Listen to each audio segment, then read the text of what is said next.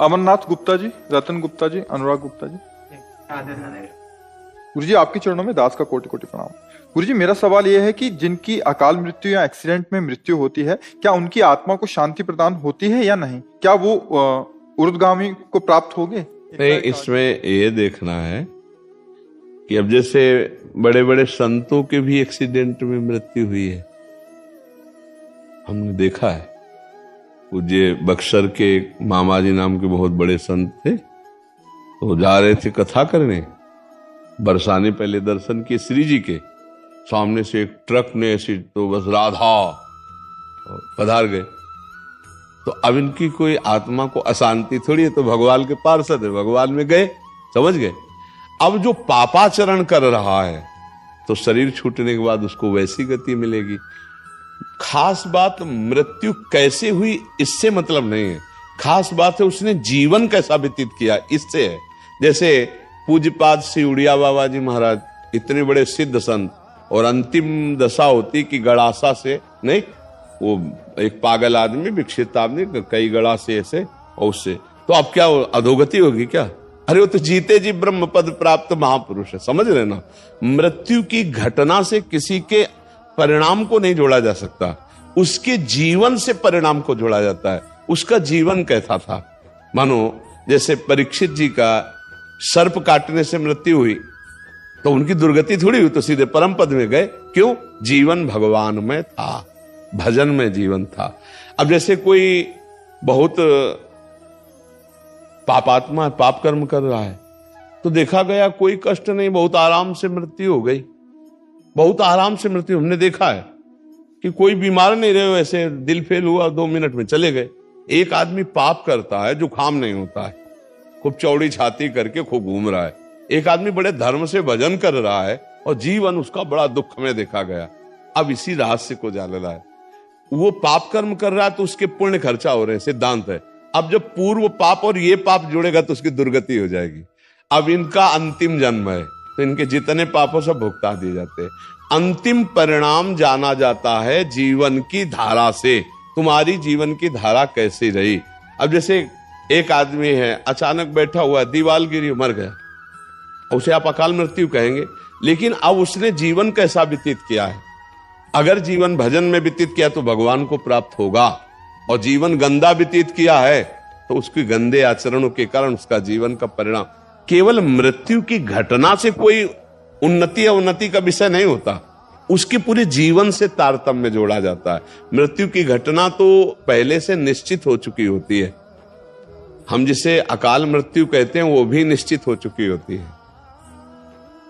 भाई जैसे हमारे पाप बहुत बढ़ गए तो भरी जवानी में हमारी मृत्यु होनी है, एक्सीडेंट से होनी है, कैसे होनी हो पहले से निश्चित हो गया।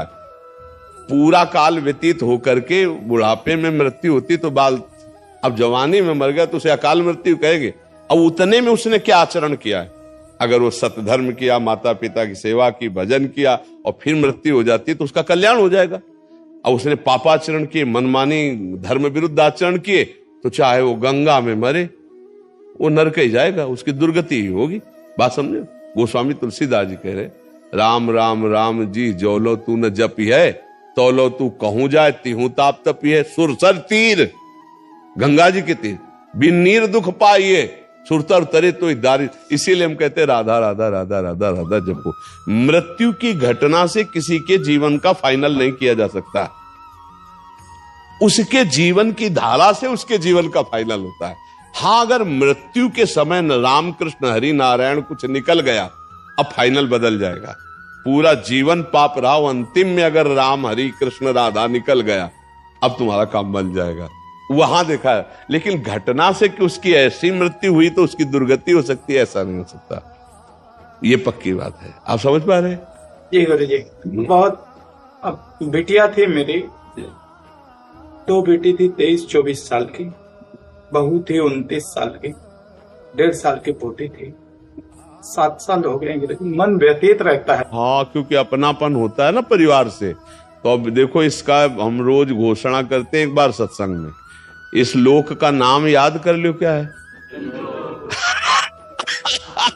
मृत्यु लोग यहाँ सबको मरना पड़ेगा भैया।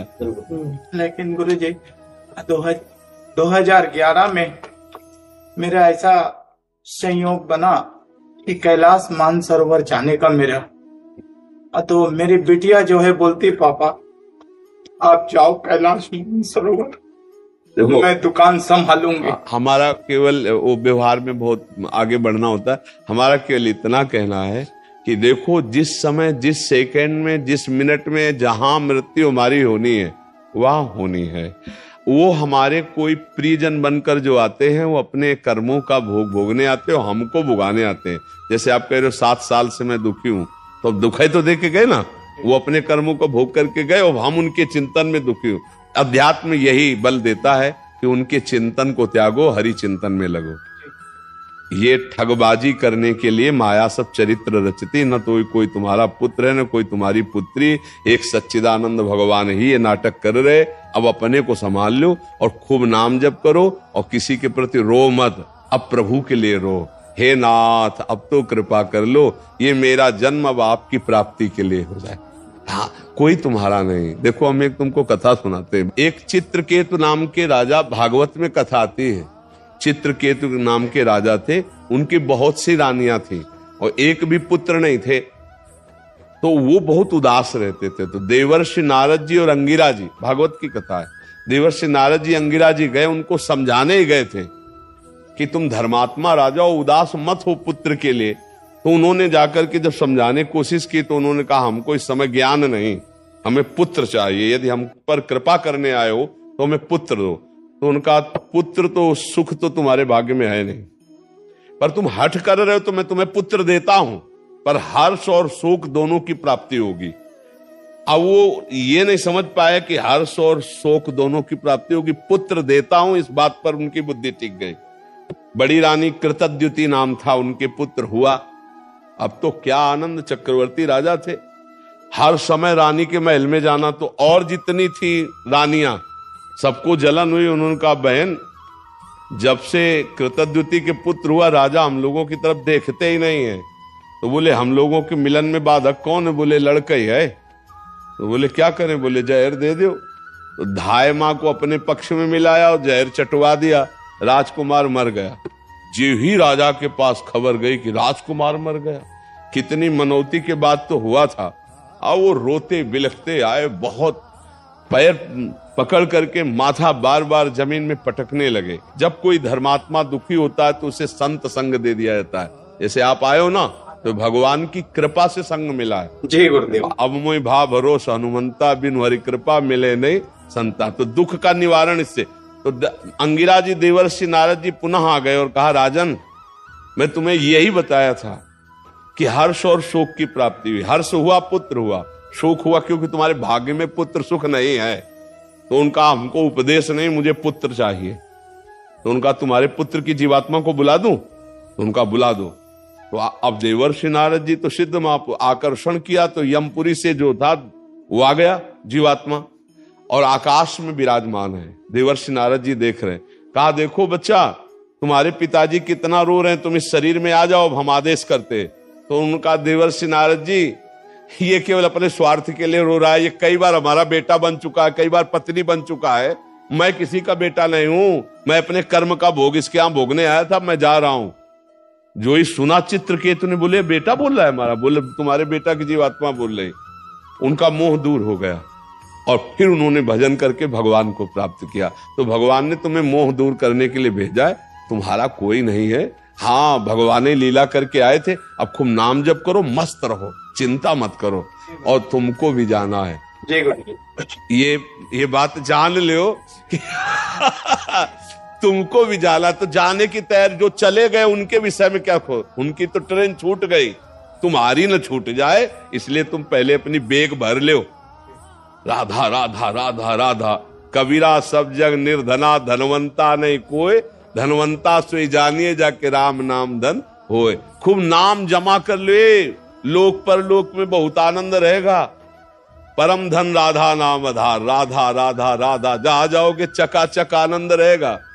अब यही का बैंक बैलेंस किया। ये देश ऐसा है कि कपड़ा तक उतरा लिए जाते हैं, मतलब शरीर कपड़ा है ना आत्मा का, ये भी आग लगा दिया जाता है। अब केवल जीवात्मा पर एक कर्म को लेके जाता है। कर्म हमारे हमको बहुत दुख देंगे, देख लो। ऐसे ऐसे कर्म कियो, सब लोग बैठे हो, अगर आप ऐसे निर्णय पूछा जाए कि ऐसे कर्म करने वाले को क्या दंड मिलेगा, तो आप क्या उत्तर देंगे? खुद देख लीजिए। जो आप कर्म किए हो और अपने को क्षमा कर दिए हो, वही कर्म आप एकांत में डायरी में लिखो और फिर सोचो कि अगर मुझे निर्णायक बनाया जाए इन्हीं कर्मों का दंड देने के लिए, तो हम क्या दंड देंगे? वो कर्म सब तुम्हारे सुरक्षित हैं दंड देने के लिए, जिनका तुम्हें दंड नहीं मिला। तो राधा राधा राधा राधा भगवान को पुकारो तो कह रहे हम सर्व पापेभ्यो मोक्षयिष्यामि मा शुचा, मैं तुम्हें समस्त पापों से मुक्त कर दूंगा। तो अभी समय है, अभी राधा राधा राधा राधा कृष्ण कृष्ण हरि हरि, अभी अपना कल्याण कर लो, रो पीटो मत। यहां जो जितने समय के लिए आता है उतने समय के बाद चला जाता है, कोई गर्भ से चला जाता है।